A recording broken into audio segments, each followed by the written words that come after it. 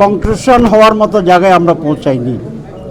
সর্বশেষ যে আলোচনা হচ্ছিল সেটা হচ্ছিল এনসিসির ব্যাপারে, ন্যাশনাল কনস্টিটিউশন কাউন্সিলের ব্যাপারে।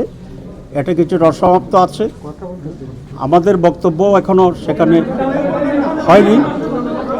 কিন্তু আমরা নীতিগতভাবে যেটা আগে লিখিত দিয়েছি, এখনও বলছি, আমরা এনসিসির পক্ষে এরকম একটি সাংবিধানিক ব্যালেন্স কমিটি থাকা উচিত, প্রতিষ্ঠান থাকা উচিত, যারা সাংবিধানিক এবং বিধিবদ্ধ যে সমস্ত সংস্থা আছে সেগুলার নিয়োগ এবং নিয়ন্ত্রণের ব্যাপারে ভূমিকা পালন করতে হবে। সেখানে প্রধানমন্ত্রী থাকবেন, প্রধান বিরোধী দলীয় নেতা বা নেত্রী যিনি তিনি থাকবেন, আমাদের স্পিকার থাকবে, আপার অ্যান্ড লোয়ার হাউস যদি হয় ডেপুটি স্পিকার থাকবেন। এভাবে একটা স্ট্রাকচারের ব্যাপারে আমরা একমত হয়েছি। অরিজিনালি প্রস্তাব ছিল ওনাদের, সেখানে প্রেসিডেন্ট এবং প্রধানমন্ত্রী থাকবে, চিফ জাস্টিস থাকবে, প্রেসিডেন্ট অ্যান্ড চিফ জাস্টিস থাকবে। এই দুইজনের ব্যাপারে আমরা আপত্তি করেছি এই জন্যে যে একজন হচ্ছে দেশের অভিভাবক হিসেবে প্রেসিডেন্ট ভূমিকা পালন করবে, আরেকজন জুডিশিয়াল চিফ যিনি দেশের আইন এবং বিচার বিভাগের জন্য, জাস্টিসের জন্য প্রধান। সো ওনাদের এই কমিটিতে আনলে এখানে যদি কোনো রকম বিরোধ তৈরি হয় তাহলে একটা মীমাংসা করার আর কোনো বডি থাকে না। তো সে কারণে আমরা বলেছি প্রেসিডেন্ট এবং প্রধান বিচারপতি বাদ রেখে এটাকে কনস্টিটিউট করা। অনেকেই কিছু এদিক ওদিক বলেছেন, কিন্তু অলমোস্ট একটি দল ছাড়া বাকি সকলেই এনসিসি গঠনের ব্যাপারে নীতিগতভাবে আমরা একমত হয়েছি। না, আমরা ওইগুলো আমরা মনে করি যে আবার আলোচনা হবে, কন্টেন্টস কী হবে, কারা কারা থাকবে সেক্ষেত্রে পরে বিস্তৃত আলোচনা হবে। তবে বাংলাদেশ জামায়াত মনে করে আমাদের তিন বাহিনী প্রধান এই জায়গার বাইরে থাকা ভালো নিয়োগের ক্ষেত্রে। তাদের যে ফর্মাল যে নিয়োগের প্রক্রিয়া আছে সেটাই থাকলে আগের মতোই সেটাকে আমরা সমর্থন দিই।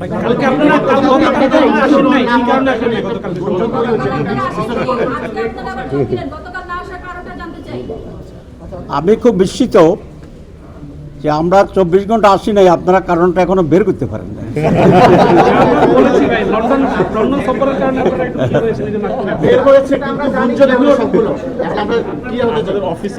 আমরা আপনারা দেখেছেন যে মাননীয় প্রধান উপদেষ্টার লন্ডন সফরের কিছু কিছু বিষয়ে আমরা আপত্তি জানিয়ে এবং প্রশ্ন করে একটা বিবৃতি আমরা দিয়েছি। সেই বিবৃতিটাই হচ্ছে ওনার লন্ডন সফর ব্যাপারে আমাদের অফিসিয়াল স্ট্যান্ড, এবং এটা আমাদের নির্বাহী বৈঠকেই, হাইস্ট বডি যেটা আমাদের অ্যাপেক্স বডি, সেই নির্বাহী বৈঠকের সিদ্ধান্ত ভিত্তিতেই এটা এবং অ্যাপ্রুভালের ভিত্তিতেই সেই স্টেটমেন্ট আমরা দিয়েছি।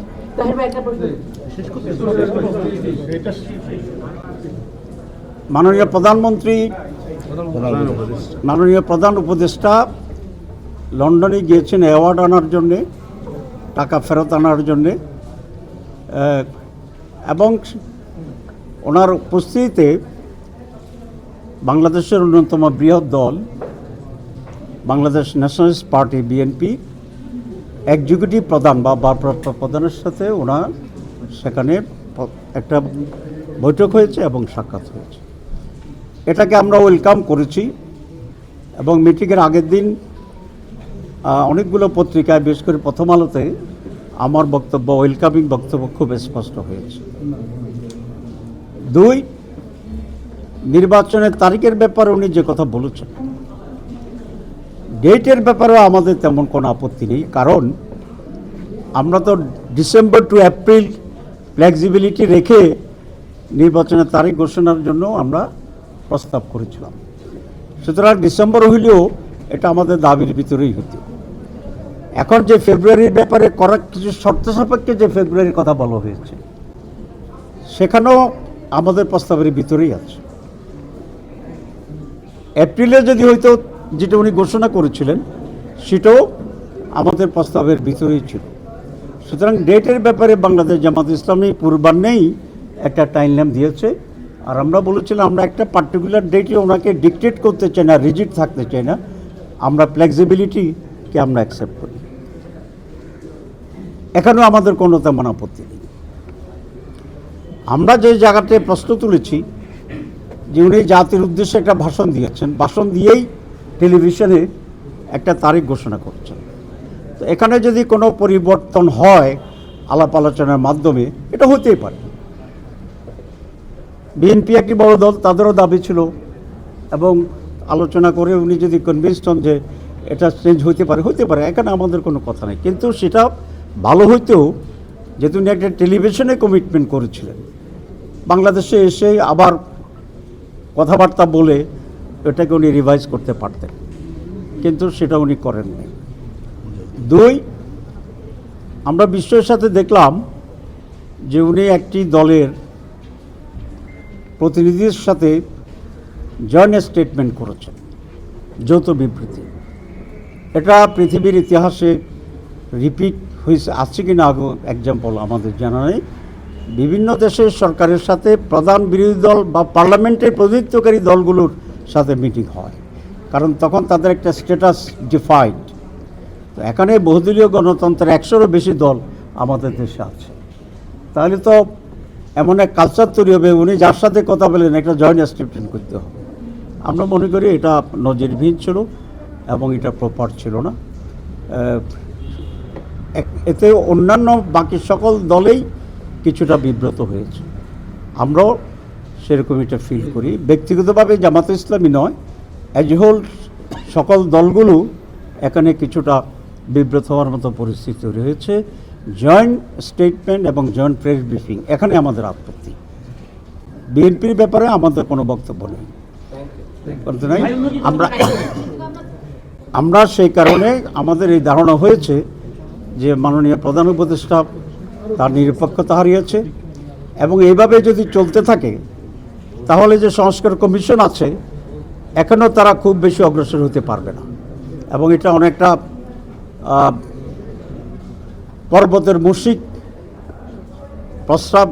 এটা প্রসব করার মতো একটা পরিস্থিতি দাঁড়াবে, কার্যকরিতা হারাবে। সে কারণে প্রতিবাদ হিসাবে আমরা গতকাল আসিনি।